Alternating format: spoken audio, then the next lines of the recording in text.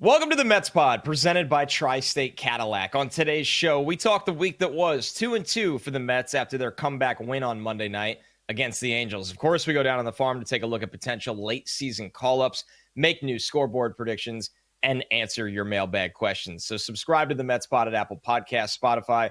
You can watch every episode on SMY's YouTube channel or wherever you get your shows.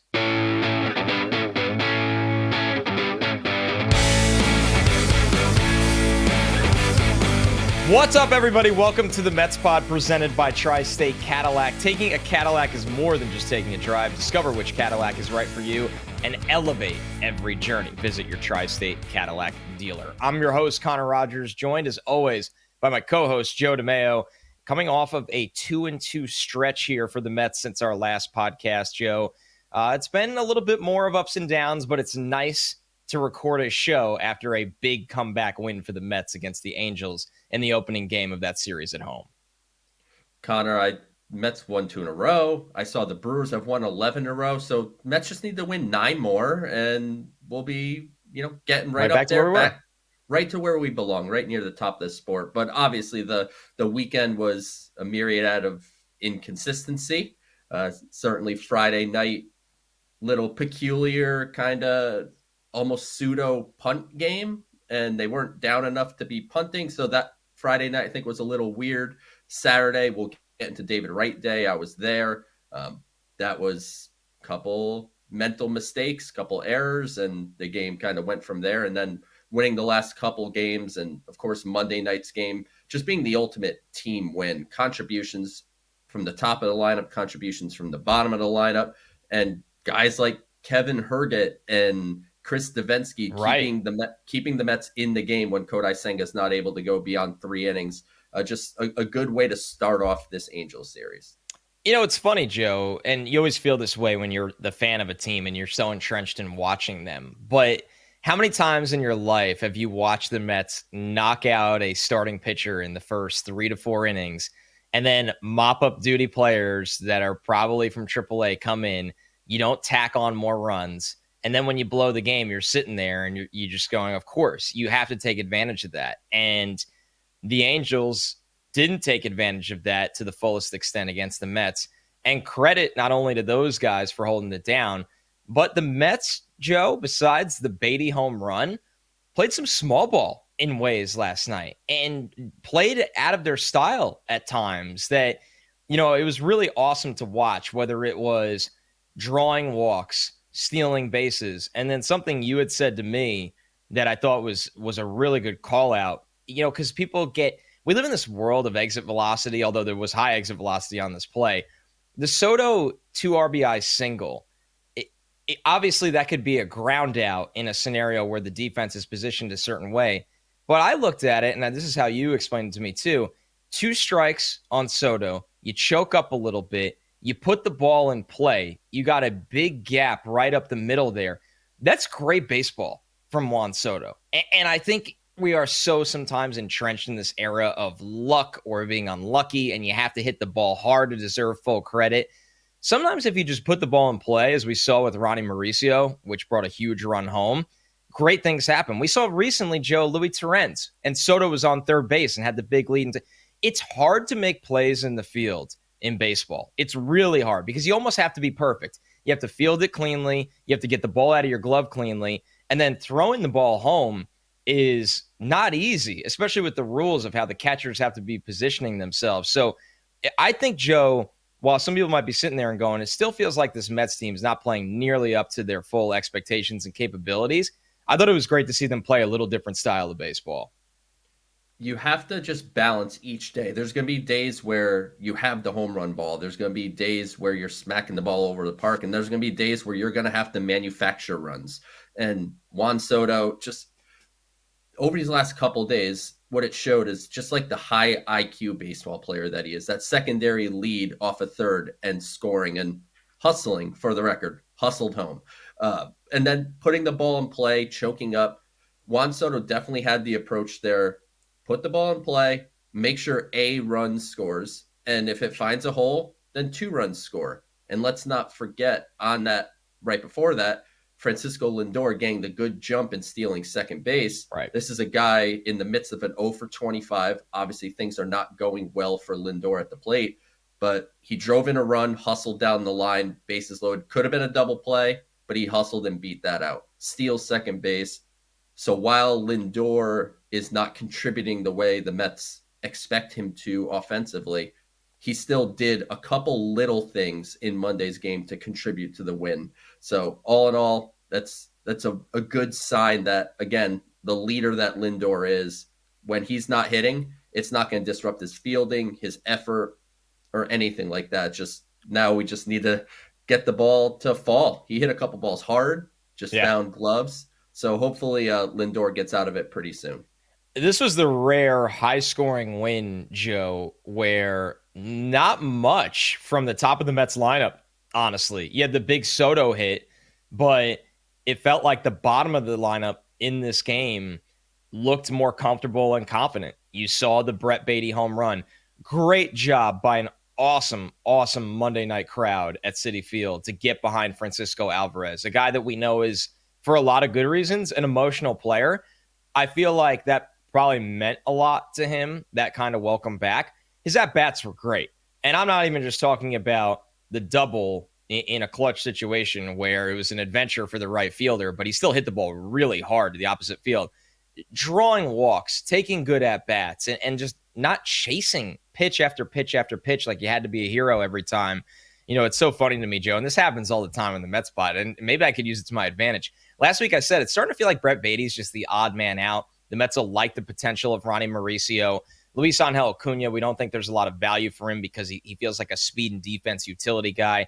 Mark Vientos needs to turn the corner to restore any kind of value he has, and he's been hitting the ball a lot harder recently. Yep. But Baty's been the best of the four since I said that by a good margin. Now, something we need to be careful with is Baty has had hot stretches where we've started to feel this is going to be it.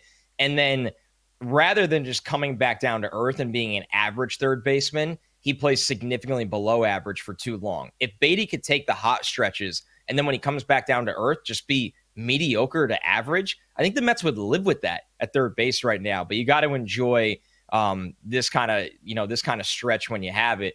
And just if Alvarez is going to be even average, middle of the pack, that is such a substantial upgrade at catcher at the bottom of the order. So a really, really nice night for the bottom of the order of the Mets, where hopefully some of the young guys can continue to build on some confidence and help out the top of the order when they can't be Superman every single night. Connor, we should just, everyone leave in the comments, tweet at us, let us know what players you need us to fix. We'll just say they're not going to hack it or, change a scenery or they need to go. Just let us know who we need to fix. And Paul Blackburn is coming back on a mission. he will be back soon enough. I think his rehab tonight with AAA Syracuse, so he's going to be at least available sometime soon. But back to Francisco Alvarez. When he went to AAA Syracuse, the Mets had an objective for him, and it wasn't to hit a home run every other day like he did. It was to have better at-bats, to work on his swing a little bit, and to work defensively. And last night, not a perfect throw, but throws out a runner stealing. Gets down and blocks some balls. When he was struggling earlier in the year at the big league level, anything in dirt, he would just kind of stab at it and hope that it ended up in his glove. Now you saw him actually get down and block some balls the way you're really supposed to as a catcher. And that whole emotional side of Alvarez is a pro and a con. When he is going, it's kind of like a cornerback in the NFL. When their confidence and their swagger is on, they're going to shut down the receiver on the other side of them. But Alvarez is a guy that clearly, when the confidence is not there, it impacts him all around. So hopefully this is just a step in the right direction. It was a great first day. I'm not here to declare that Francisco Alvarez is back and he's going to be rookie year Alvarez, but it was a good sign for him to come back and look like the player he was in AAA, look more comfortable at the plate. And as you said, Connor, shout out to the Citi Field crowd. Again, a big crowd for a Monday for WWE night. Absolutely. Yeah, I think that's what did it. But shout out to that crowd for showing Alvarez love, because when you're a guy like that, and I'm sure he's online and sees what people say, I think he probably thought Mets fans hated him because of how he was playing. So good to show him some love, and he reciprocated that with really good at bats, and of course the huge double in the 8th inning that the Mets don't win if he doesn't do that. So I'm excited to see what Alvarez can be in the second half, and I'm hopeful that maybe it's not rookie year, but I think there's a chance he's an impactful player in the second half.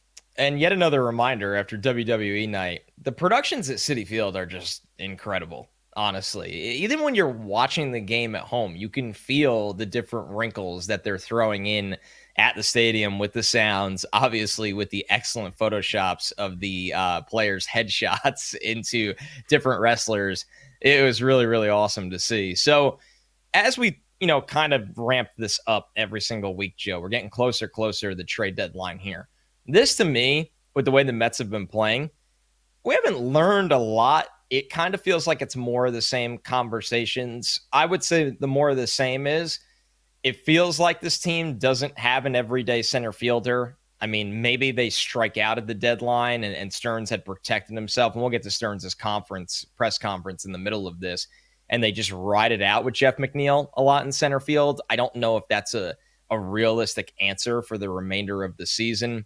Yeah, obviously they want an upgrade over Taylor, and Taylor upgrades their 4th outfield spot when he's in that spot. So it's a double upgrade.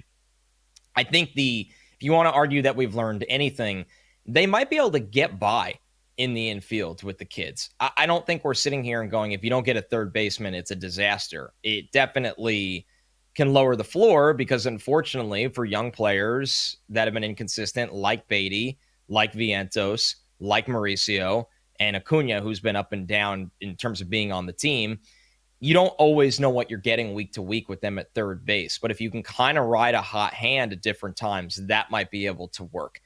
We know they're going to be going after bullpen because not only has David Stearns been pretty honest about that, there's no need to hold your cards to the vest. Every contender in baseball wants relief help, and every team that thinks they're out of it or close to out of it, what are you going to get rid of? Rental relievers. You might even get rid of relievers that have a year or two of team control left because you got to strike while the iron's hot, which we saw the Mets do a couple of years ago as well. It's just an easy way to try to get some volume of a prospect return. But it doesn't feel like a lot has changed, Joe, unless there's actually supply of the starting pitching market. I don't think that exists right now for the Mets. I think the Mets have an issue where they don't have enough starters that go deep into games, and that has this trickle effect on the bullpen. But if there's not starting pitching to be had on the trade market, then you need to build up as much of the bullpen as you can. Hope that Sean Manaea can get back to being a 6-inning guy alongside David Peterson. Kodai Senga, okay, can he stay healthy and be that guy? I'm a little bit skeptical, as much as I love the talent that he has. Asking Kodai Senga to go out there and give you 6 innings every 5th or 6th day for the rest of the season, you kind of cross your fingers and hope for the best. But that's kind of where it's at right now, Joe, where it still feels like relief help, hopefully a center fielder. And then I think Mets fans hoping for a lot more, and they don't want to hear this. They get, I think, angry at Stearns and everyone else. I don't know if the supply is there for just total rehaul of this team right now. There isn't, and there isn't going to be. And ultimately, the Mets are going to win or lose on the backs of the players that are here. Right. The deadline is for adding to the core. And, like you said, we'll get into some stuff that David Stearns said. They have to come away with a center fielder for me. I agree. It's not negotiable. I appreciate Jeff McNeil's versatility, and all things considered, he's been fine in center field, but there's going to be a couple options in center field. There's going to be Cedric Mullins, almost certainly from Baltimore, who you can platoon with Tyrone Taylor.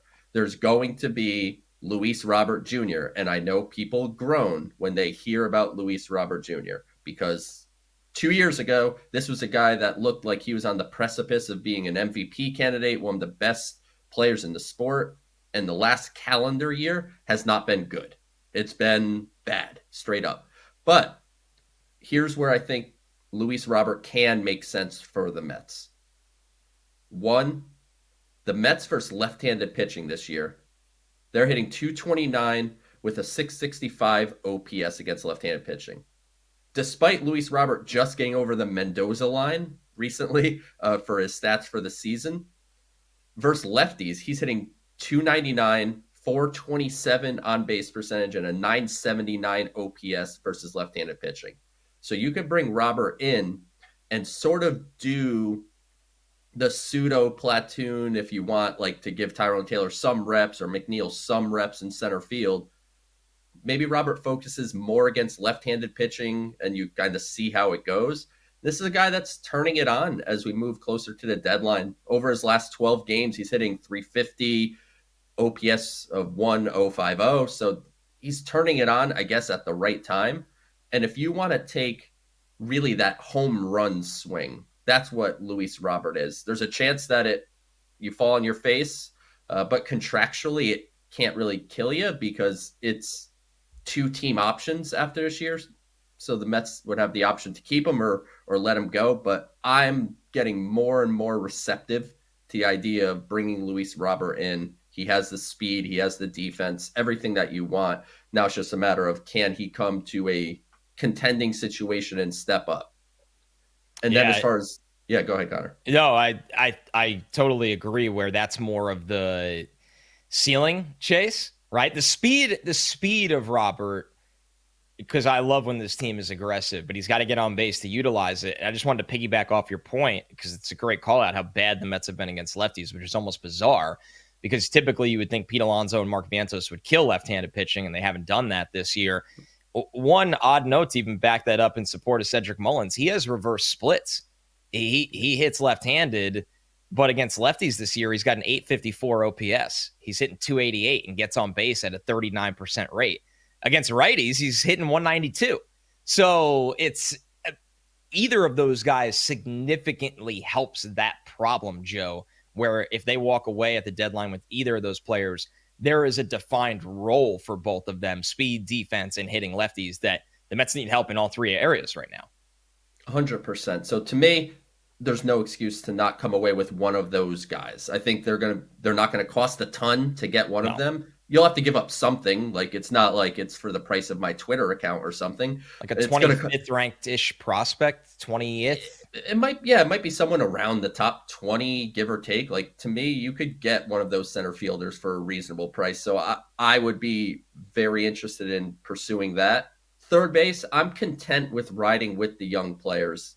It might be riding hot streaks, which Brett Baty's on right now. Over his last 23 games, he's hitting 313, OPS of nearly 900 with 3 home runs. So, ride the Brett Baty hot streak as long as it'll take, and then hopefully that coincides with Mauricio or Vientos to pick up the slack. And then on the pitching side, they have to add bullpen. I think that's obvious. Stearns knows it. You know it. Everybody listening to this knows it. I'd like to see a controllable guy if we could. And it seems like there's going to be an inventory of that, whether that is Emmanuel Clase from Cleveland, whether that is David Bednar from Pittsburgh. There's even some outside rumors about Mason Miller. I would be interested in seeing the Mets make an impactful reliever trade. And then as far as the starter goes, I'm with you that it doesn't seem like the market is all that hot. But if I could find someone, even if it's a floor starter, someone that is going to take the ball every time and you're going to get 5 to 6 innings out of them, I'm willing to, go and extend and try to add a starter as well. But I would agree with your general premise. I don't think the deadline is all that changed. It's center field, bullpen, and maybe a starter. Yeah, obviously I think the Mets are going to add 2 relievers here. And I'm not saying they're going to add 2 guys that are closing for teams right now. That's ridiculous. But if you got a guy that you think can give you innings and a high leverage guy, and you walk away with one of the center fielders we mentioned, and maybe there's a surprise move in there somewhere, it makes the Mets a better team. And you know what? I know people listening at third base right now, because our argument here, Joe, is mostly supply. If you're sitting there listening and screaming Eugenio Suarez, I get it, right? I do. I just think, number one, the Diamondbacks can do business with American League teams. Obviously the Yankees have to be all in on that one. I think that cost is going to be really, really high. And I don't know if Stearns is willing to pay that kind of cost this year for a rental. That Suarez has been amazing, Joe. Amazing. Sustaining what he's doing right now, he's never done this. And he's 34? Yeah. Credit to him. And maybe the team that pays a huge price for him does ride this hot bat all the way to a 50, 54 home run season. I don't even know at this point. But after him, you're kind of trading for what you have, right? Ryan McMahon, Baty's been better offensively than him. Go look up Ryan McMahon's offensive year right now. Brett Baty has been a better player than him right now. You look at, Brian Hayes, he's never turned into what the Pirates had hoped for his entire career, where you're just taking on a young player that you hope kind of turns the corner. And I know everyone on the Pirates looks like Babe Ruth against the Mets, but look at them in any other series. They've been dreadful. So, yeah, I think the Mets can significantly improve this team at the deadline, but I also think it's just become such an arms race that I would be surprised, Joe, and maybe there is one team that acts out of desperation, because you have a Phillies team that's getting older and they probably need to go for it, which scares you as a Mets fan. You have a Yankees team that, Aaron Judge, at some point you really, really got to be all in while Judge is this great. I don't know, though, how many teams are just going to be sending multiple top 8 prospects out the door for all of these rentals, that there is some risk around. And I think at the end of the day, Stearns in the press conference, Joe, he holds everything close to the vest. And I think fans get very, very annoyed with that. But that's what you have to do as the GM. And I'm with you. I think this team is going to come away with a starting center fielder, 2 bullpen arms, and then probably one more move that we can't really get a grasp on right now, because you just don't know who is and who isn't available at this rate. David Stearns, the first line that when he was asked about the deadline, he said, "We will improve our team." That was the first sentence that came out of his mouth. So if there's any question, the Mets are going to be active at this deadline. Now it's a matter of, is it moves that excite people? Is it a splash move, or whatever term you want to use? That remains to be seen. The bullpen, I think, really is where that could happen with some of the controllable guys. And I failed to mention the Twins guys, Yohan Duran and Griffin Jacks. Those could potentially be available as well. But look, his second reliever, go do your Brazoban stuff. Go do your David Stearns stuff. Go ahead and find the guy that will sprinkle a little fairy dust on and turn him into something better.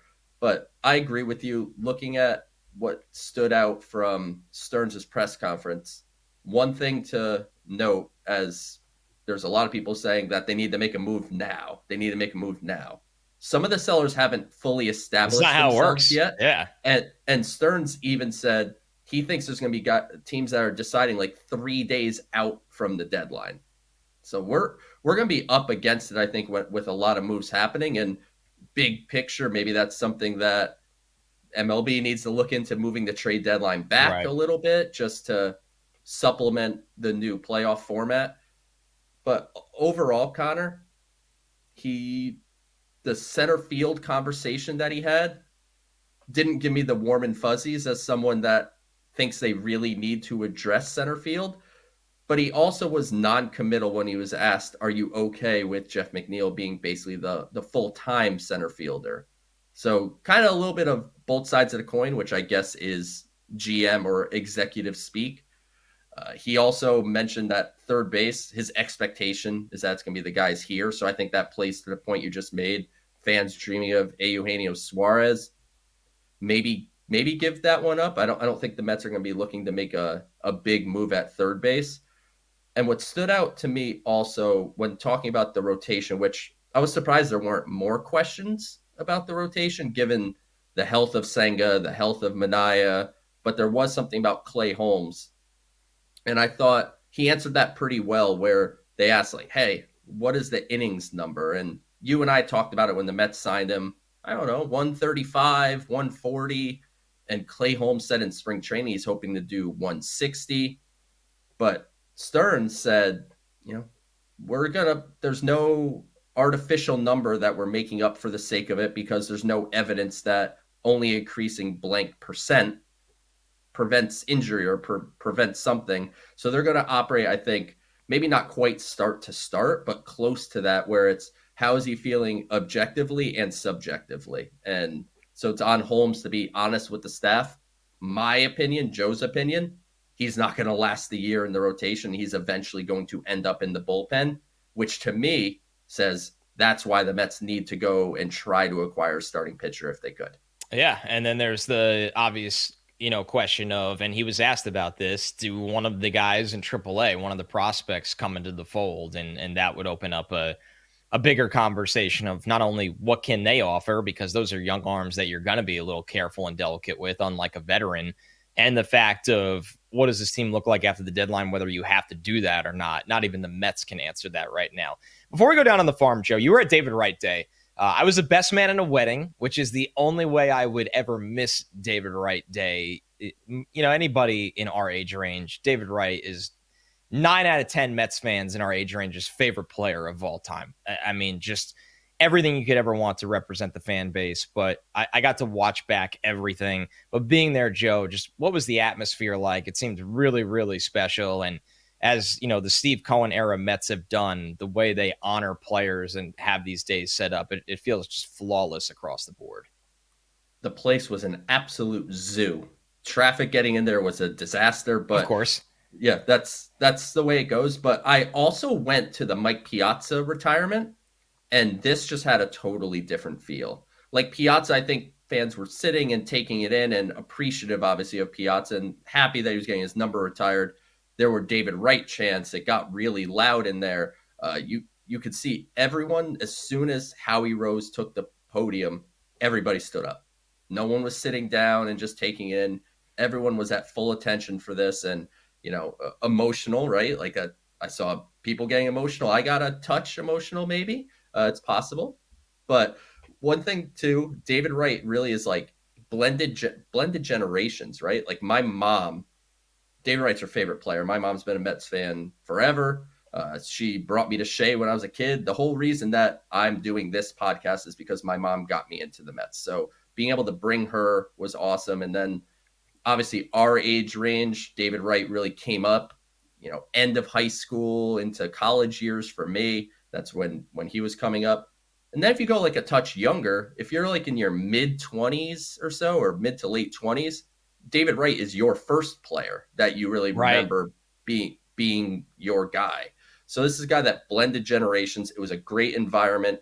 And, as much as the game didn't go the Mets' way, the best way to paint it is nobody is ever going to remember what happened that day other than David Wright got his number retired and gave a great speech and everything was great about the day. The Mets lost, whatever. It's a baseball game. That day was about David Wright, and I was really glad that I got to be there. All right, let's go down on the farm as we always do. And we got a down on the farm mailbag from Scott Steffs on YouTube. Thank you, Scott. Is there any hitting prospect who could make a September call-up? I hear about the pitching ones, but not much on the hitters. So it's funny we got this question, Joe, and I'm sure it was sent before Stearns spoke. David Stearns was asked about this, and he was honest. He's like, I don't really see any position players. This isn't verbatim, but he basically said he doesn't see any position players making their debut up with the Mets, which would, be more of the Drew Gilbert kind of line, or if you're really hopeful, down in Double-A, Jet Williams or Carson Bench right now. And I already see some people calling Bench, the Conforto of 2015, which is something. But it seems unlikely, Joe. Correct me if I'm wrong. It feels like they're just, and let's not forget, a couple of years ago, the Mets tried this, with Brett Baty and Francisco Alvarez, and there can be some risk to it when you put a young player in that scenario. It's kind of Drew Gilbert or bust. Like I don't think there's anybody else that realistically he just hasn't been good enough, though. So he's been very good of late. If you look over the last month, Gilbert has turned it around.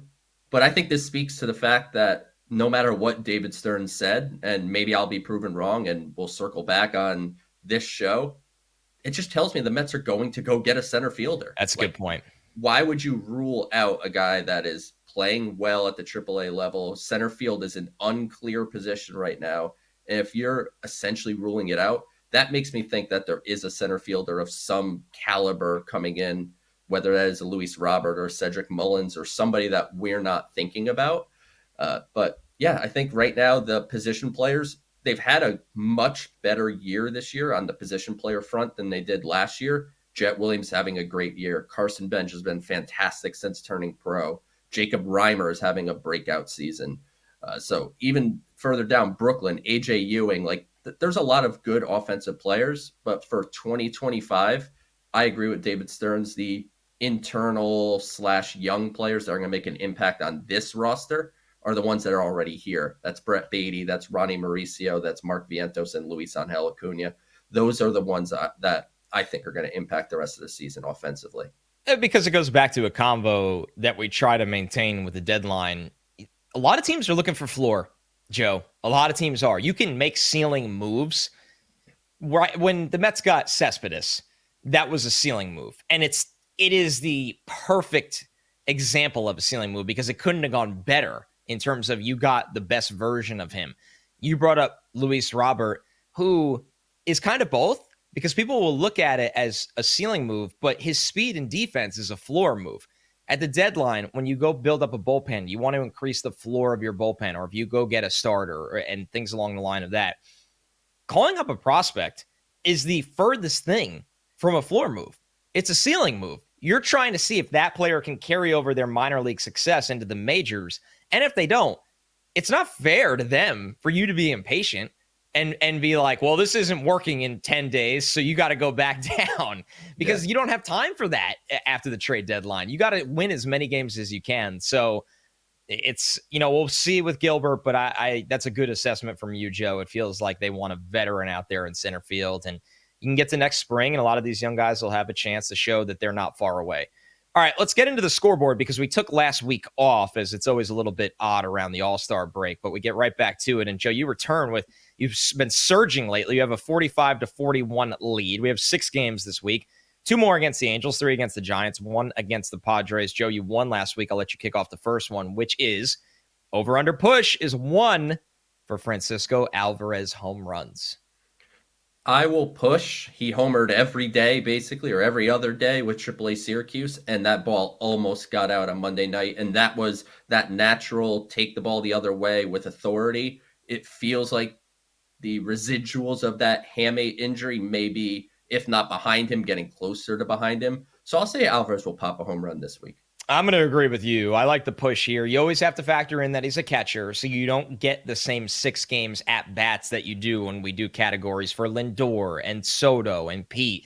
But he looks a lot better. He's come back with some juice. He obviously hit 1 million home runs in a short time at Syracuse, and while that doesn't always carry over, I think the approach does. I like Alvarez to hit a home run, and he was about, a foot or 2 away in his first game back, so opposite field.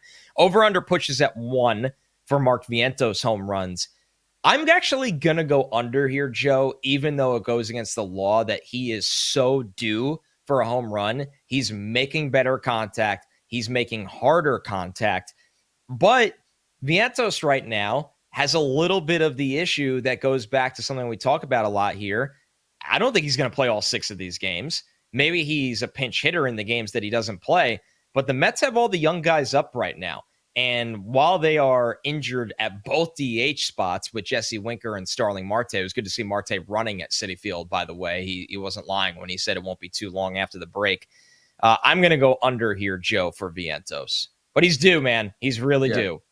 He's due. I wanted to go under, but I'm going to push. As you said, he is hitting the ball hard. Now it just needs to elevate one of those balls. Like that one he hit at the second baseman that he was like flabbergasted that it didn't go into center field. Like he scorched that ball. So now he just needs to hit one that hard, elevate it, and just do it once. So I will push and say Vientos will get off the schneid and hit his first home run in. Honestly, I haven't looked this up. I imagine he has to hit a home run in a real long time. Yeah. Over-under is 5.5 for Francisco Lindor hits here, Joe. Lindor is in one of the worst stretches of his career right now. I think 0 for 24, 0 for 25. And the last out he made in the first game against the Angels is a good sign, but also just shows when things are going bad, they somehow go worse in terms of the bad luck you run into. I'm going to go under here, Connor. I think he's struggling right now, and he's going to bounce out of it. We all know that it's coming, and maybe it starts, Tuesday night against the Angels, and he has a 2 or 3 hit game, and you could take the over, and you'll cruise from there. But I'll go under just because right now he's going through it, and I'll let him just prove me wrong. I'm good with that. Yeah, this is the one I was the most torn on when I was getting ready for today's show, because Lindor is going to snap out of it, and sometimes when he snaps out of these things, it's not gradual. with him. It just kind of happens like a light switch. The problem is right now, it's just he's beyond frustrated. And when you look at this is still a big number, right? 6 games. He hits high enough in the order. Say you get the 4 at-bats. So say let's give Lindor 25 at-bats in this, and you need 6 hits. It just doesn't feel like it's going that way right now for him. I'm going to take the under, but he is the type of player that he can have a 3-hit game and then a 2-hit game, and then he's going to be able to clear this number with the rest of these pretty easily. But I'm still going to take the under because I think we're still a couple games away from him fully snapping out of it. The next one is over under 2.5 for Brooks Raley appearances, 6 games here. Raley did pitch last night, so I'm going to take the under here, Joe. I think we see 2 appearances from Brooks Raley in the next 6. I think the Mets, as much as they need all of the Brooks Raley they can get right now, will be a little delicate and won't trot him out there nonstop. I think when they get to late August and September, listen, the training wheels are off, Brooks. You're back and ready to roll. But I think they'll be at least somewhat careful with Brooks Raley because we know they need him during the biggest stretch run of the year. They need him really badly because they can't afford to lose another lefty, and not that pitching him 3 times in the next 6 days is going to torch his arm or something. But I don't think, ultimately, if you're going to go over, that means you're saying he's going to pitch 3 times in 6, which means he's going to pitch every other game. I'll go under. I'll say he definitely pitches twice. And of course, there could be some games where there's a blowout where it's not even a consideration to use him anyway. So I feel pretty good about the under on 2.5 for Raley appearances. Over under 4.5 for Juan Soto walks, Joe. Over. I love Juan Soto walk props because he's going to take his walks. And so I will smash the over on Juan Soto walks until the number gets ridiculous. And, being a walk a game, that's pretty much normal, I think, for Juan Soto. This is a sneaky one because he's only walked twice in his last 5 games, which is unlike him. But if you've watched the games, there's been some ridiculous calls against him. I mean, where he's looking, he keeps his emotions in check, even when it's egregious. I'll give Juan Soto that. I mean, there's times where he knows he's right. He has a better eye than the ump. And, he just gives a shocked face to the ump. He's like, what? He truly can't believe how wrong they are. But I'm still going to go under, Joe, because what I'm noticing with Juan Soto that I like, and it didn't work out initially in the opener against the Angels, but it's going to work out a lot. The entire first half of the season, pitchers were sneaking the first strike against him because they know he wants to see pitches, and they were throwing him some meatballs that he was letting go by. And now he is on the hunt out of the gate in the second half, swinging first pitch. And while at times it's going to bother people when it leads to a fly out or a ground out, I think more often than not, it's going to help him because that's often the best pitch he's going to get in the at-bat. So go take advantage of it. Make them recalibrate. When you start slaughtering the first pitch for a week or two, then they get a little nitpicky. And if Juan Soto gets ahead in the count 1-0, 2-0, you're dead in the water against him. So I think we have one more week of Juan Soto walking less than usual. The next one, over-under pushes at 2 for starters going at least 6 innings. I hate to say this, Joe. I'm going under. And if this was 1 week further, I would take the push because I think Manaea is going to get there. I think Senga hopefully can get there. But you have to write in ink if you're going for the push or the over that Peterson gets there again like he usually does. I just don't know who else is doing that right now. I think it'll be different 2 or 3 weeks from now, but I don't have the confidence this week. I'm going to just be a little different and push.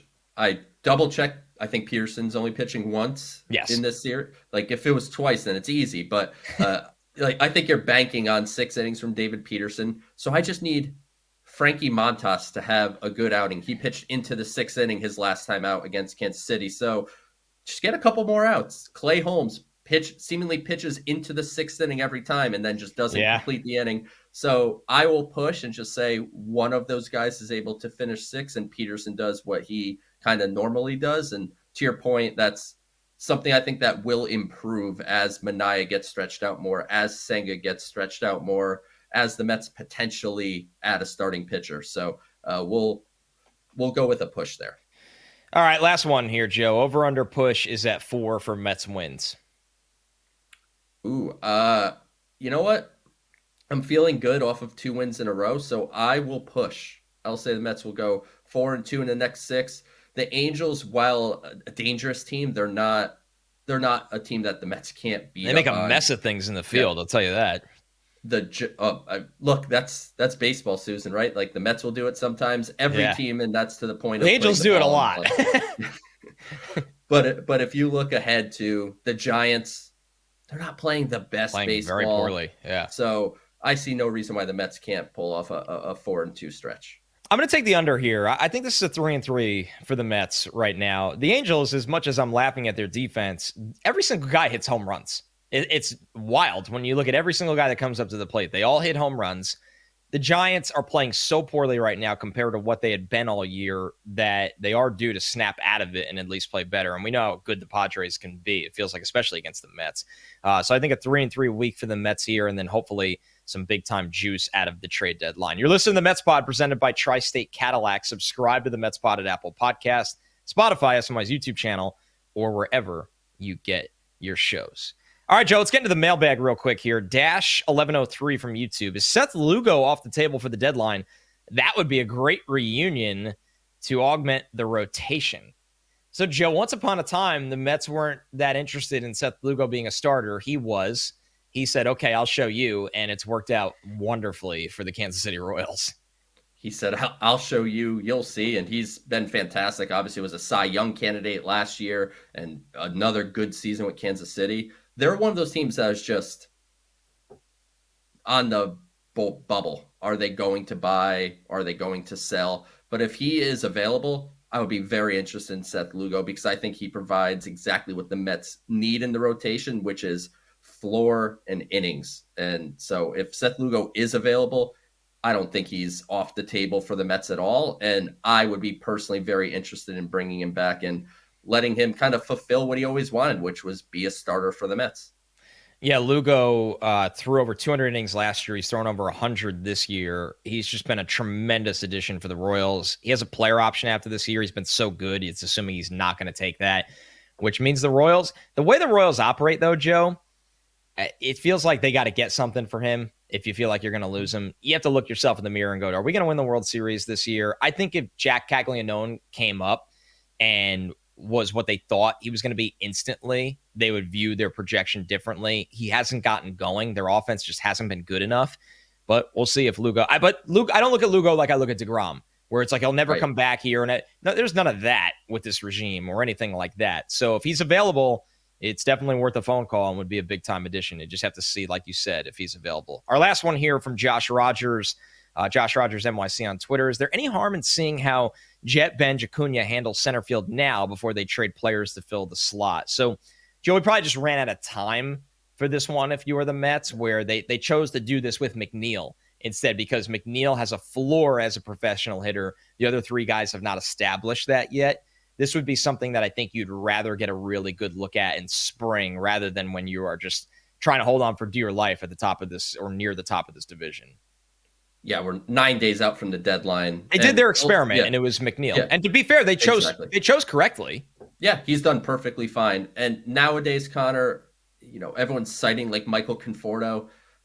Prospects aren't being called up straight from Double-A really anymore. It's just not really a thing. So you call up Jet and Benj. Is there harm? I mean, technically, maybe not, I guess. But those are guys that are just not big league ready right now. They're guys that need more development, more seasoning at the minor league level. I think Luis Angel Acuna, I think we know what he is, and I think having the versatility to play center will be useful, but I don't think there's anything that any of those guys could possibly do in a week that would be like, we don't need to trade for someone. We got Jet Williams, or we have Carson Benj, or we have Luis Angel Acuna. So I think this was maybe circling back to our conversation from like 2022 when we were saying, call up Mark Vientos in June to see if you need a DH or not. So I think maybe it stems from that. But right now, I think center field is either what you got, which is McNeil / Tyrone Taylor, or I think the most likely is somebody that is not currently with the Mets organization. This is the Mets Pod presented by Tri-State Cadillac. Taking a Cadillac is more than just taking a drive. Discover which Cadillac is right for you and elevate every journey. Visit your Tri-State Cadillac dealer. Remember to subscribe to the show, Apple Podcasts, Spotify, or wherever you get your podcasts. Leave us a review with a question. We'll look for it for a future mailbag like you heard today. Of course, you can watch every episode of the show on SMY's YouTube channel. Become a subscriber over there as well. Big stretch coming up here for the Mets, not just on the field, but also off the field. Thanks so much, everybody. Catch you next week.